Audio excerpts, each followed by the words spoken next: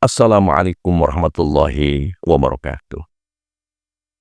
Sahabat sekalian, banyak warga Nahdlatul Ulama, mereka sangat kagum, mereka sangat cinta, mereka sangat takdim kepada Syekhuna Khalil Bangkalan. Tetapi ironisnya mereka banyak yang menentang ajaran yang dibawa oleh Syekhuna Khalil itu sendiri. Untuk mendapat jawabannya, mari kita simak video ini sampai selesai.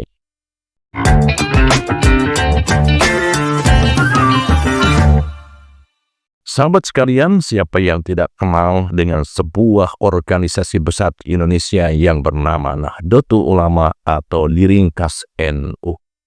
Organisasi ini didirikan oleh Syekh besar yang bernama Kiai Hasyim Asy'ari yang merupakan kakek dari Gus Dur. Beliau ini lahir pada tanggal 14 Februari tahun 1871 di Jombang, Jawa Timur. Beliau menuntut ilmu di berbagai pesantren yang berada di Nusantara ini sebelum melanjutkan ke Mekah.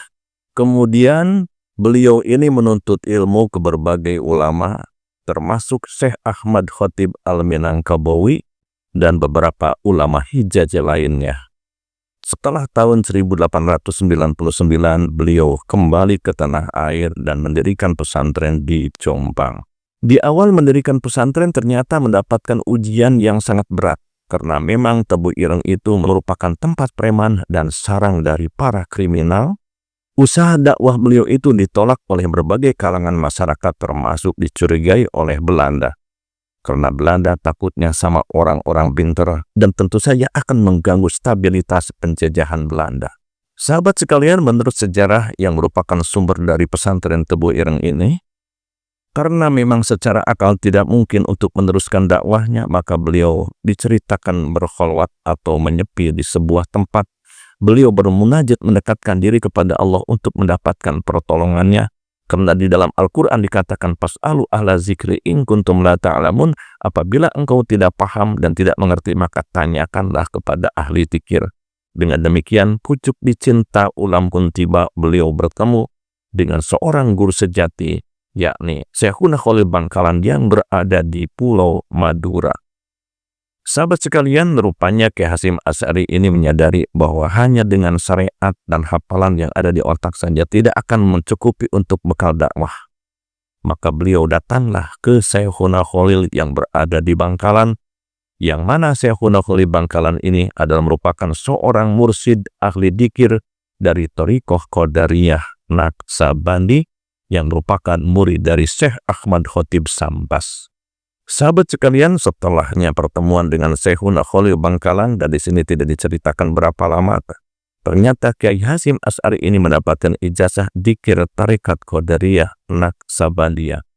Setelah Kiai Hasyim Asy'ari ini mendapatkan ijazah Tarekat Qadariyah Naqsabandiyah dan beliau sudah mengamalkan dzikir tersebut, mendapatkan kekaromahan-kekaromahan atau keajaiban pun datang dari Allah. Beliau dengan mudah mendirikan pesantren. Bahkan dikenal bahwa beliau itu adalah sebagai pahlawan nasional.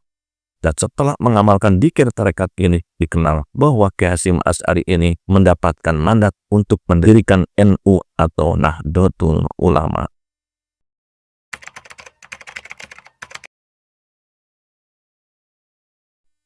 Sahabat sekalian, NU bukan sekedar organisasi sosial keagamaan, tetapi ia lahir dari rahim spiritualis Islam yang dalam. Kita tidak boleh lupa bahwa pendiri NU, yaitu Kiai Haji Hasyim Asy'ari, mendirikan organisasi ini atas restu perintah langsung dari gurunya, yakni Syekhuna Khalil Bangkalan. Beliau dikenal sebagai waliullah yang merupakan pemegang ajaran Tarekat Qadariyah Naqsabandiyah. Sekaligus beliau adalah merupakan mursyid dari Tarekat Qadariyah Naqsabandiyah yang diijazahkan dari gurunya, yakni Syekh Ahmad Khatib Sambas. Bahkan dalam sebuah riwayat dikatakan bahwa Kiai Hasyim Asy'ari baru mendapatkan karomah atau kekuatan spiritual dan kedalaman ilmu setelah beliau mendapatkan ijazah dzikir tarekat dari Syekhuna Khalil Bangkalan. Artinya, jalan tarekat bukanlah sekedar tempelan, tapi pondasi utama dalam perjalanan spiritual beliau yang kemudian memancarkan pengaruh besar dalam berdirinya Nahdlatul Ulama. Namun realitanya hari ini banyak warga NU, khususnya generasi muda, yang mengabaikan, bahkan ada yang mencemooh dunia tarekat. Mengapa bisa terjadi demikian? Pertama, karena krisis pemahaman. Banyak dari kita yang memahami NU hanya sebagai organisasi budaya, tanpa mengkaji akar tasawuf dan sanad keilmuannya. Akibatnya tarekat dianggap sebagai asing, bahkan mistik semata.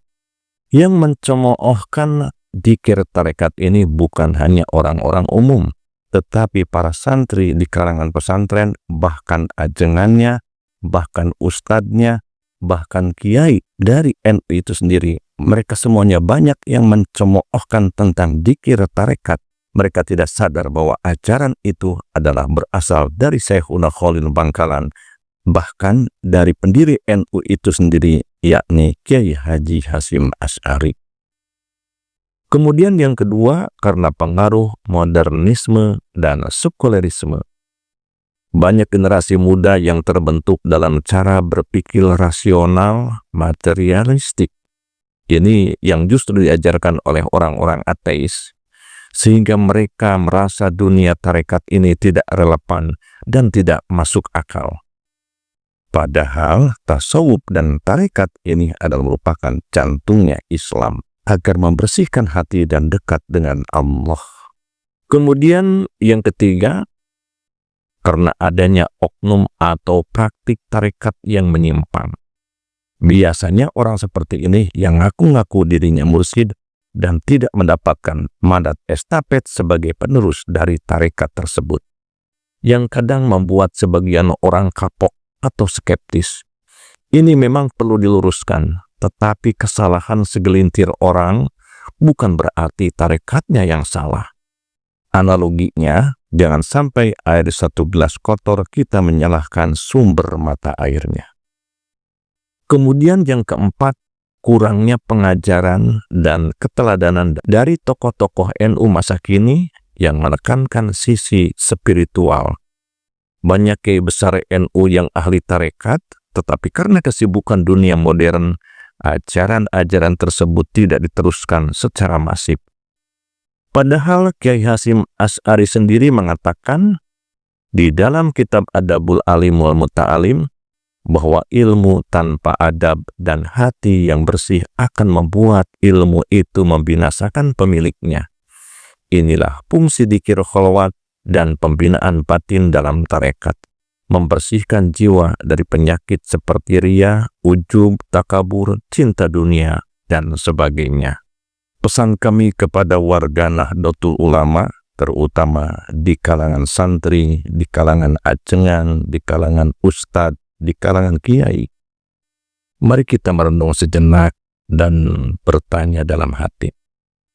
Apakah kita benar-benar mengenal akar dan ruh organisasi yang besar yang kita cintai ini?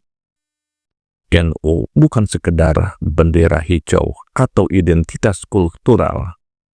NU bukan hanya pengajian rutin dan tahlilan. NU lahir dari cahaya ilmu dan kesucian jiwa yang terpancar dari Wali Agung Nusantara, yakni Syekhuna Khalil Bangkalan. Beliau adalah sebagai pemegang tarekat Qadariyah Naqsabandi yang merupakan pewaris Rasulullah SAW. Beliau menitipkan misi besar kepada murid kesayangannya Kiai Hasyim Asy'ari agar membangkitkan kembali ruh Islam sejati di tanah Jawa. Dan misi itu bukan hanya fikih, bukan hanya ceramah, tetapi misi untuk menyucikan jiwa umat agar kembali kepada Allah dengan hati yang bersih. Melalui jalan tarekat Qadariyah wa Naqsabandiyah yang merupakan dzikir yang bersanad. Kiai Hasyim Asy'ari bukan hanya seorang ahli kitab, tetapi ajaran dzikir jahar yang diwariskan turun-temurun dari Syekh Abdul Qadir Jailani Qaddasallahu sirrahul ajid dan dikir sir dari Syekh Bahauddin An-Naqsabandi yang diteruskan ke bawahnya oleh Syekh Ahmad Khotib Sambas, Syekhuna Khalil Bangkalan, dan pendiri agung Nahdlatul Ulama yakni Kiai Hasyim Asy'ari. Wahai warga NU, jangan kita tinggalkan warisan yang suci ini. Jangan kita abaikan tarekat yang telah menjadi ruh perjuangan para pendiri NU. Jangan lupakan bahwa kebangkitan umat tidak bisa hanya dengan ilmu lahir, tapi harus dibangun dari kesucian batin, dari hati yang terkoneksi dengan Allah. Bangkitlah, wahai generasi muda Nahdlatul Ulama, gali kembali ajaran leluhur kita. Temui para mursyid yang jujur dan amanah.